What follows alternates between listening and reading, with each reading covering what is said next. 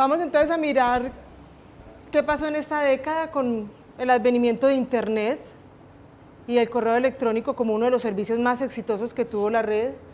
Luego, qué pasó con los contenidos web, la verdadera revolución que fue el advenimiento de la web 2.0. Eso sí marcó un hito en el uso de Internet y en la apropiación de Internet por las personas.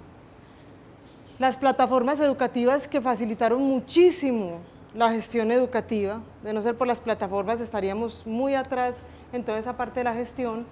¿Y qué nos espera en un futuro muy próximo y en un futuro que nosotros no vemos tan próximo, pero que la tecnología cambiará radicalmente?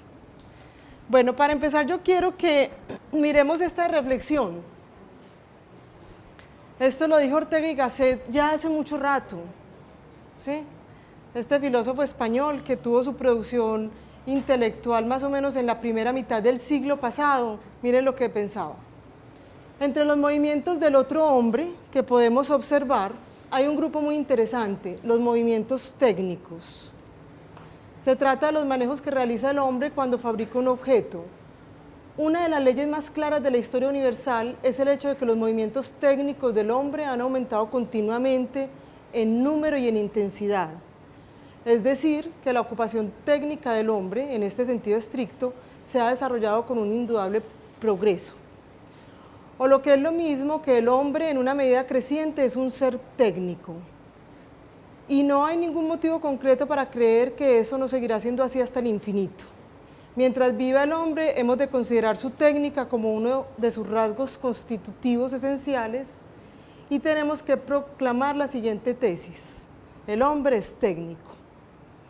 ¿Sí? Eso lo dijo este filósofo hace ya ratico, a él no le tocó la era tecnológica como la conocemos nosotros, pero ya tenía esa visión de que la técnica era un elemento esencial del hombre, inherente pues a la naturaleza humana.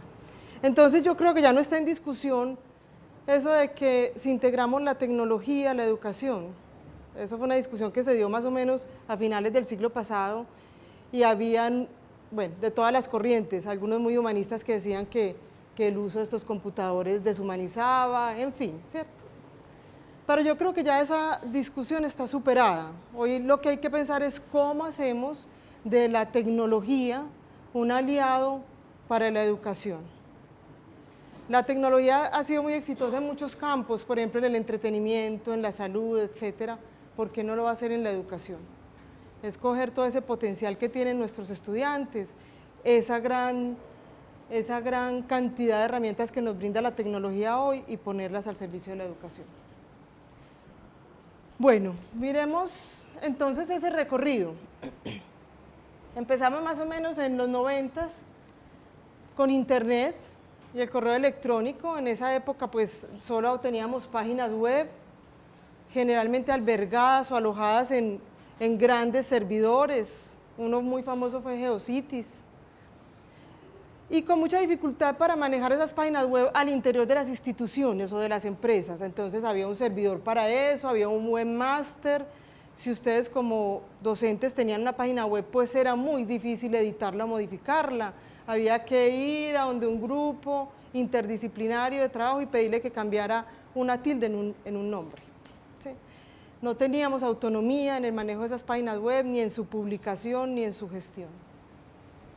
Había por allá un servicio que llamaba FTP, File Transfer Protocol, que me permitía descargar archivos. Eso que hacemos hoy tan fácil en internet, descargar un archivo, era un cuento tremendo en esa época. Estaba el HTML y sigue estando como el lenguaje de la red, ¿cierto? El código en el que se maneja la red, pero en ese tiempo había que saber programar en código. No habían herramientas de autor ni todas esas aplicaciones que nos hacen transparente el manejo de la red. Teníamos un único navegador que era Netscape y el correo electrónico, que sí fue una verdadera revolución en ese momento, porque el correo electrónico sí expandió la comunicación, sacó mucha parte del papel de circulación, la comunicación en papel. Entonces ese sí fue, digamos, una dinámica en la que casi todas las personas entraron de una manera muy adecuada. En esa época hubo un desarrollo como importante en los contenidos. empezaron los contenidos multimediales, ¿sí? Que conjugaban texto, imagen, animación, sonido, video. Circuló entonces mucho, por ejemplo, la enciclopedia en carta. Sí, todo el mundo quería tener esa enciclopedia en su casa, ya no la enciclopedia de tomos, sino la en carta. Se hicieron unos pinitos en realidad virtual. Por ahí aparecieron unos cascos y unos guantes muy grandes, por cierto, que permitían cierta inmersión en los mundos virtuales, muy caricaturescos esos mundos, muy irreales, muy dibujados, muy como difíciles de asimilar como un mundo, digamos, real y que tuvieran alguna finalidad. La realidad virtual se detuvo un poco.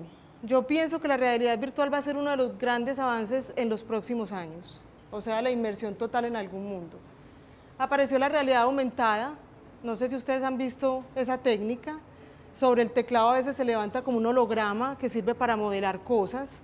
Se usó mucho en matemáticas, para mirar áreas bajo la curva o para mirar modelamiento o simulaciones de fabricación de piezas, etc. También se ha detenido un poco, puede que también tome fuerza en los próximos años. Y tuvieron que aparecer los buscadores y los metabuscadores porque en ese mare magnum de información que se estaba volviendo la red, pues sin la ayuda de estos era muy difícil encontrar alguna información. Hoy por hoy, el que conocemos es Google con todos sus servicios, ¿cierto? Que ya no es solamente un buscador, son muchos más servicios en la red. Vino la web 2.0 y eso sí fue una verdadera revolución, esto fue más o menos en el 2004. La web 2.0 es una filosofía de trabajo en la red. No es una versión de internet, ni mucho menos. Es una filosofía de trabajo en la red. ¿Qué hizo la web 2.0? Empoderó a cada persona para publicar en la red. Entonces aparecieron los blogs, los wikis y todos esos servicios que conocemos hoy como Flickr, YouTube, etcétera. Entonces, le entregó a cada persona el poder de publicar en la red sin ninguna restricción o con la restricción que le pusiera el dueño de ese servicio, ¿cierto? El dueño, por ejemplo, de YouTube, si no me deja publicar un video porque no cumplo derechos de autor, pero en todo caso, descentralizó la publicación y eso pues ayudó a que la red creciera exponencialmente y se llenara de información de todo tipo. Y acercó pues más a la gente, ahí sí ya no había que ser un experto para publicar en la red, no había que contar con un equipo interdisciplinario, entonces eso sí fue una verdadera revolución en la red, esa filosofía de trabajo que nos dio la web 2.0. Fíjense que no hace mucho, ¿cierto? 2004 hasta acá, no hace mucho y ya la red como la conocemos hoy es muy distinta a la que se conoció en sus inicios. ¿Qué pasó? La filosofía es esta, la red hecha por y para la gente. Esa es la filosofía de la web 2.0. Aumentó mucho el trabajo colaborativo, la interacción entre las personas, una muestra de eso es Facebook, Twitter, etc. Aparecen herramientas como los blogs y los wikis, las comunidades virtuales de aprendizaje, la gente empezó a unirse en torno a intereses o en torno a recursos. Por ejemplo, los que están en YouTube se unen en torno a los videos y eso es su recurso central. Los que están en Flickr en torno a las imágenes y las fotografías, los que están en el SlideShare en torno a las presentaciones, ¿sí? Además, las redes sociales, como las conocemos como Facebook, pues convocan a un montón de gente en torno a miles de temas o a compartir cosas, etc. ¿Qué pasó entonces? Lo sociocultural se sobrepuso a la tecnología, ¿sí? Esa capa de la red social invadió la tecnológica, ya la tecnológica es transparente. Claro que hay una base tecnológica fuerte e importante, pero nosotros no necesitamos conocerla, ¿sí? Los usuarios normales, los usuarios que no son expertos, no necesitamos conocer ni programación, ni ninguno de esos procedimientos que tienen que saber los técnicos. Surgen entonces las plataformas educativas como Moodle, que es la plataforma en la que vamos a trabajar hoy, y la plataforma institucional para nuestra universidad y para muchas, Pero también hay una cantidad de plataformas que seguramente muchos de ustedes habrán incursionado en alguna de ellas por otros procesos. Está WebCT, Blackboard, Dokeos, bueno, hay cantidades de plataformas. Algunas son comerciales, por cierto, bastante onerosas algunas, y otras son de uso libre, como es Moodle. Moodle es una plataforma de uso libre que tiene toda una comunidad en torno a ella, constantemente mejorándola, enriqueciéndola, etc. Entonces es una filosofía web 2.0, la gente consumiendo la aplicación, pero además ayudando a mejorar la aplicación constantemente y a enriquecerla constantemente. Se desarrollan generalmente en las universidades, nacieron en las universidades, eso es una gran ventaja de la educación superior. La educación superior sobre los otros niveles de educación pues tiene ese acercamiento más a la tecnología de primera mano. Casi todas fueron desarrolladas en universidades y se expandieron al mundo entero. ¿Qué permiten las plataformas? Pues permiten gestionar todo el proceso de aprendizaje, desde el diseño instruccional, o sea, desde que se montan los contenidos, las actividades, hasta toda la parte de gestión de un proceso de formación, es decir, manejar las listas, calificaciones, mensajes, socialización del conocimiento, toda esa gestión de recepción de trabajos y de tareas de los estudiantes, de actividades de los estudiantes, su respectiva calificación, etc. Eso es lo que nos permite Moodle. Es una plataforma educativa que nos permite gestionar todo el proceso de aprendizaje. Por lo tanto, entonces, tienen diferentes roles y permisos. El estudiante tiene un rol dentro de la plataforma, tiene unos permisos que le permiten hacer algunas actividades. El docente, a su vez, también tiene roles y permisos.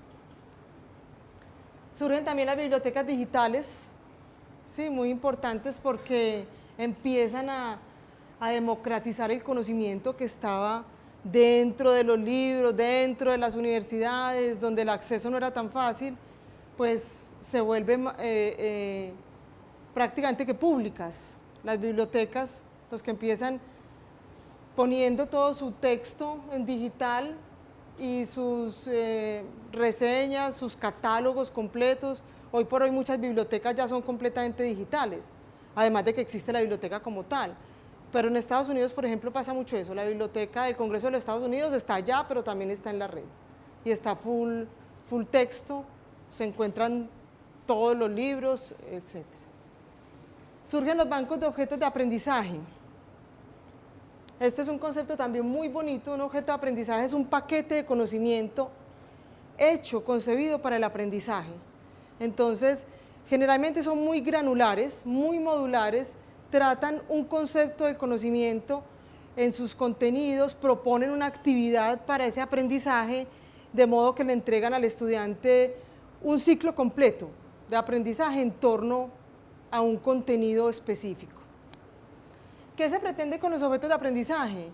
Que esos bancos crezcan tanto y se enriquezcan, que si yo soy, por ejemplo, un profesor de matemáticas y quiero armar un curso de cálculo, pueda encontrar esos conceptos allá, en esos bancos, y armarlo como un mecano, ¿sí? Coger los conceptos que yo necesito y armar el curso, sin que me tenga que poner a preparar contenidos y a elaborar contenidos. Ese proyecto en Colombia lo está liderando el Ministerio de Educación Nacional. Ellos tienen un banco que se llama el Banco Nacional de Objetos de Aprendizaje y hasta ahora 14 universidades han entrado en esa red. Entonces, esas universidades tienen sus bancos de objetos distribuidos, van produciendo, haciendo toda esa producción intelectual y el Banco Nacional cosecha esos objetos para ponerlo al servicio del país. Surgen entonces las modalidades de aprendizaje. Entonces está el e-learning, que es la virtualidad, es decir, procesos de formación apoyados completamente en la tecnología, en los cuales la presencialidad tiene muy poquita participación, por decirlo de alguna manera, ¿sí? O a veces ninguna, ¿sí? Hay procesos que de principio a fin son completamente virtuales.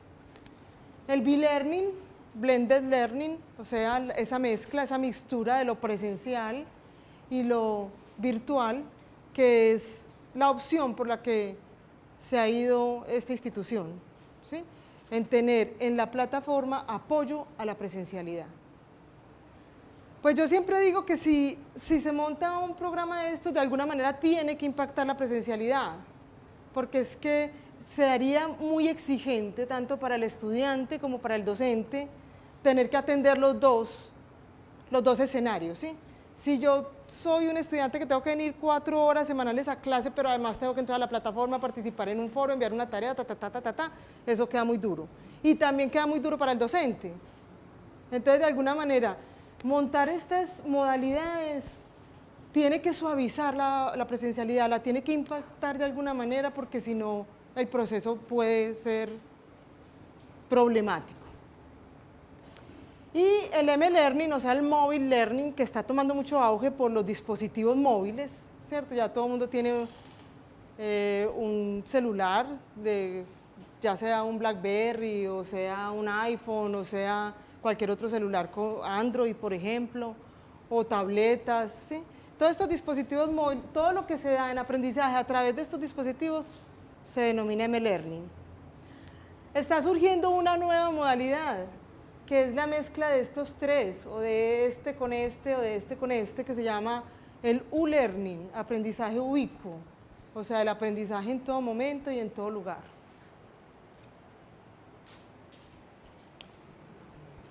¿Qué nos dice el informe Horizon? De pronto vamos a tener oportunidad de darle una miradita a ese informe. El informe Horizon es un informe muy importante de varias universidades y de empresas dedicadas a la tecnología que se unen, o sea, se unen cada año para hacer como una pesquisa, una búsqueda, un diagnóstico de cómo estamos y para dónde vamos.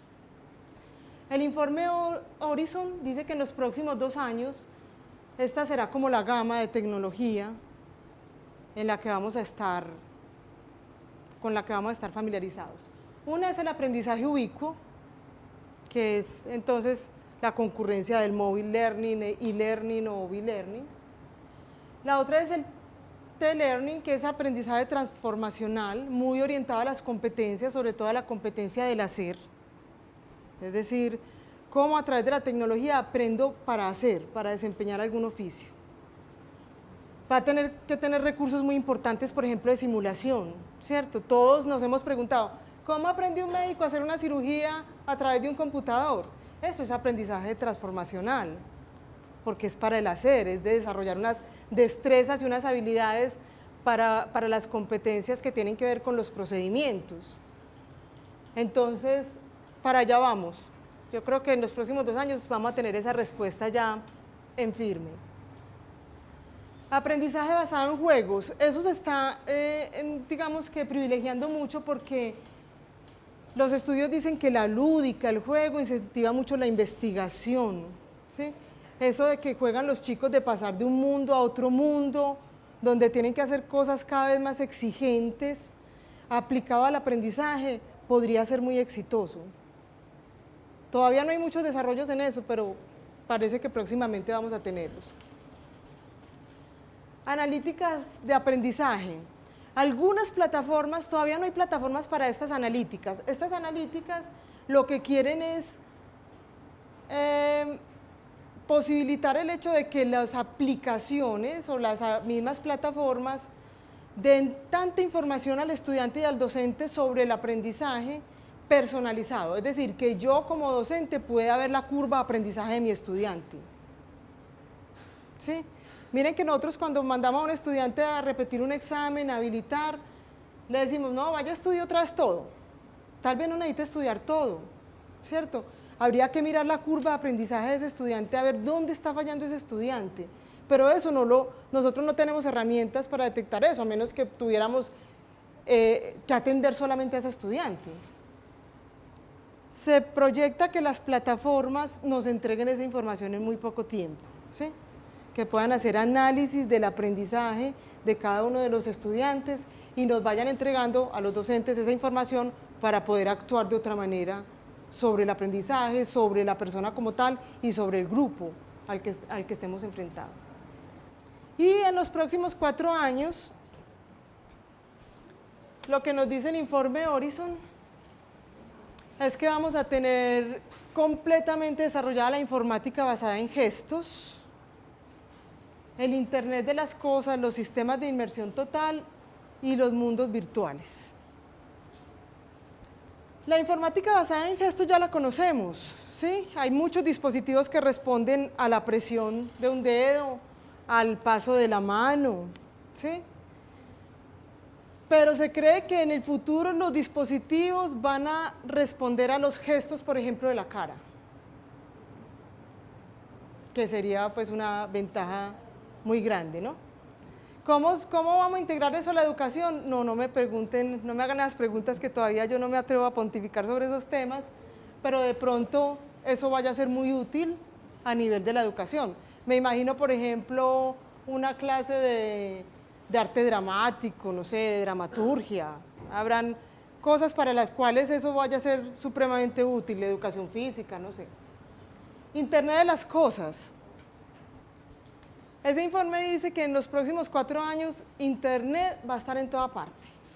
En la nevera, en el reloj, en todas partes. En los artículos cotidianos que nos rodean vamos a tener Internet. De manera que uno pues siempre estará conectado. Con todo lo accesible que es a Internet en este momento, uno a veces no tiene Internet, ¿cierto? ¿Por qué? Porque está montado en un avión, está montado en un carro, está en una zona rural. Lo que dice ese informe es que las cosas cotidianas van a tener conexión a Internet. Los sistemas de inmersión total, como la realidad virtual, y los mundos virtuales se estima que van a tener pues van a ser más reales, o sea, sus texturas, sus objetos se van a acercar mucho a lo que conocemos en el mundo real, porque todavía los mundos virtuales son muy artificiales, ¿sí? Son muy caricaturescos. Vamos a entrar por el aulas virtuales, el enlace a aulas virtuales. Los datos para iniciar la sesión son la cédula y luego la cédula punto C mayúscula, C minúscula. Cuando entren en la parte superior derecha debe aparecer el nombre de la persona que se logueó. Las plataformas educativas tienen todas interfaz distinta. Esta es la interfaz para Moodle. ¿Qué es la diferencia? Generalmente la interfaz de Moodle tiene en su parte izquierda acá unos bloques que permiten la gestión del curso, ¿sí? Entonces siempre tendré el bloque de personas que me muestra los participantes del proceso, es decir, la lista de estudiantes. Entonces aquí están todos ustedes con cierta parte de su descripción. Enseguida vamos a trabajar esto porque cada uno va a actualizar su perfil, ¿sí? Por ejemplo, Lina María no tiene la foto. Entonces de Lina ahora va a subir su foto y va a ampliar su perfil. Miren que aquí hay lo que llamamos una amiga de pan, o un camino, pues un path. Dice el polivirtual, CTI C20121 y estoy en participantes. Siempre este enlace, que en Moodle se llama el nombre corto del curso, me servirá para volver a la página principal del curso. Desde donde esté, voy a ese enlace y siempre quedo en la página principal del curso. Aquí hay otros bloques que iremos conociendo a medida que avancemos, cuando hagamos el taller sobre Moodle. Hay un bloque de actividades, hay un bloque de buscar en los foros, hay un bloque de administración, que en mi caso, por tener el rol de docente, miren que este bloque tiene muchas más herramientas que el de ustedes. Ustedes en este momento tienen un rol de estudiantes, por lo tanto este bloque les ofrecerá 2 o 3 cositas, el perfil, las calificaciones, etcétera. Y hay un bloque de mis cursos, cada uno de ustedes tiene este bloque configurado de distinta manera dependiendo de los cursos en los cuales tenga participación en el polivirtual. La plataforma tiene una serie de herramientas para comunicarnos. Una muy importante de ellas son los foros. ¿Sí? En la plataforma vamos a tener un foro de novedades. Generalmente este foro de novedades actúa como la cartelera del curso. Todos ustedes este fin de semana recibieron un mensaje que yo puse el sábado más o menos al mediodía, ¿sí? Lo recibieron en sus bandejas de correo electrónico, pero realmente ese mensaje fue puesto desde el foro de novedades de la plataforma. Ahorita vamos y verificamos que así fue, y ahí por ese foro de novedades les vamos a seguir poniendo los mensajes que tienen que ver con el desarrollo del curso, ¿sí? Vamos a tener un foro para expresar inquietudes de todo tipo, salvo del conocimiento. Es decir, cuando ya estemos en los foros temáticos, ustedes, todo lo que tiene que ver con los temas del módulo, lo discutimos allá, son foros académicos. Pero van a tener un foro para expresar otro tipo de inquietudes, que no tengo internet, que no me funciona bien la plataforma, que no entiendo esta actividad, cuál fecha de entrega tiene, en fin, todo lo que no sea estrictamente el conocimiento, lo pueden expresar por este foro. Ana Rosa y yo, que somos las personas que estamos tutoreando el proceso, lo estamos revisando constantemente y les daremos las respuestas por ahí también. Ese módulo, entonces, ya nos habla de los componentes pedagógicos y didácticos para la educación virtual. Miren la configuración de un módulo de aprendizaje. Miren que es distinta al módulo que acabamos de pasar. El módulo que acabamos de pasar era el de presentación de este curso. Por lo tanto, ahí estaba la metodología, los objetivos, etcétera, etcétera. Pero un módulo de aprendizaje tiene una configuración distinta, que son los módulos que vamos a estudiar en adelante. Tiene siempre unos documentos de apoyo, donde vamos a tener una serie de recursos que muestran los saberes esenciales, es decir, lo que necesitamos estudiar para desarrollar el tema. Aquí entonces está la cartilla para expertos temáticos y diseñadores instruccionales, y está una presentación sobre el aprendizaje basado en problemas y casos. ¿Cómo sé que son presentaciones? Estos iconos me indican que son presentaciones en PowerPoint, ¿sí? Es decir, la plataforma tiene su propia iconografía, que también es un lenguaje. Cuando yo me encuentro estos iconos es que estoy enfrentada a un recurso, en este caso en PowerPoint. Viene una sección que son las actividades de aprendizaje, donde hay una tarea planteada denominada preparación material para la virtualidad, ¿sí? Viene otra sección que tiene el foro de este tema, es decir, cuando estemos estudiando esto, aquí lo vamos a empezar a mirar, pero ustedes ya con más calma lo van a estudiar en la casa o en la oficina, en sus tiempos. Si ustedes tienen alguna duda, alguna inquietud, algún aporte, algo que complementar, para eso está el foro, ¿sí? Para eso está el foro. Por eso digo yo que todo lo vamos a hacer en adelante por la plataforma. Y van a disponer de un material complementario, que en este caso son 4 documentos en PDF, en los cuales ustedes van a poder ampliar la temática para los que estén interesados. Que me interesó mucho el diseño instruccional, entonces puedo venir a estos documentos para ver ese diseño instruccional, cómo se desarrolla ya en toda su extensión, ¿sí? Entonces miren que esta es la secuencia de un módulo de aprendizaje. El Polivirtual ha desarrollado una cartilla para hacer el diseño instruccional. ¿Qué es el diseño instruccional? El diseño instruccional es hacer acopio de todos esos recursos que ustedes tienen, con los cuales dictan sus clases. Yo estoy segura que ustedes han almacenado mucha información de todo el tiempo que llevan ofreciendo sus cursos, entonces tienen artículos, tienen documentos en PDF, tienen documentos en Word, tienen presentaciones, tienen imágenes, tienen videos, etcétera, ¿sí? La invitación acá es hacer un proceso de diseño instruccional. No vamos a tener el tiempo de hacerlo en toda su extensión, porque un proceso de diseño instruccional tiene 5 fases: análisis, diseño, desarrollo, implementación y evaluación, ¿sí? 5 fases muy determinadas en las cuales se hacen cada uno de los pasos. Aquí puede que no las vayamos a hacer digamos que tan rigurosamente, pero sí vamos a hacer vamos a intentar hacer una selección de materiales y un diseño de actividades.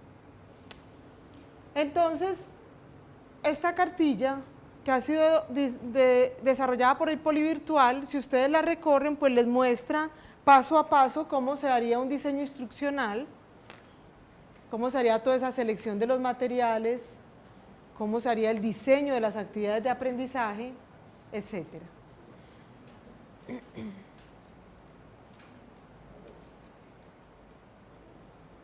Esto entonces va a ser material de estudio para ustedes. Ahí están planteadas las fases de un diseño instruccional, ¿cierto? Análisis, diseño, evaluación, desarrollo e implementación. Vale la pena notar que un diseño instruccional trabajado, digamos que de manera completa, exige un grupo de trabajo interdisciplinario.